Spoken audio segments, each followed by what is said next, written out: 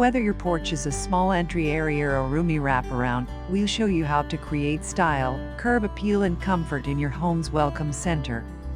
The kitchen may be the heart of the home, but the front porch is like a handshake, welcoming visitors, serving as a connection point with the neighborhood, and role-playing as the first impression for passers-by and neighbors.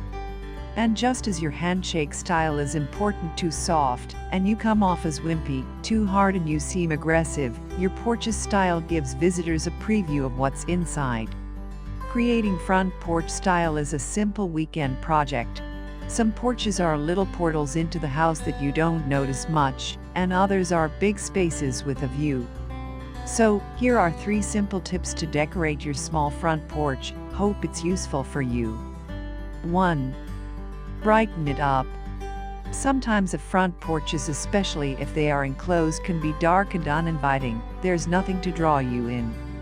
A surefire way to remedy that is to paint your front door a bright color. Go with a color that complements the body of your home and doesn't clash with it, and of course a bright color is very eye-catching. Say you're not a bright front door kind of person? A neutral color is equally appealing. This soft yellow is very calming, but still draws your eye to the front porch. 2. Adding architectural interest. A pair of shutters are very shallow in depth and won't take up much space at all.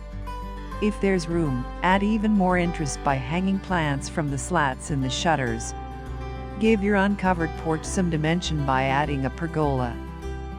Pergola kits are readily available at the big box home improvement stores.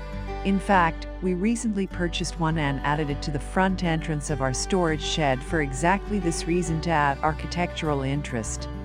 3. Add an eye-catching element to the front door.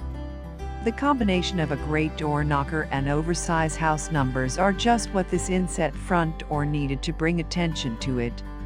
Note the mailbox to the side and the simple light fixtures too.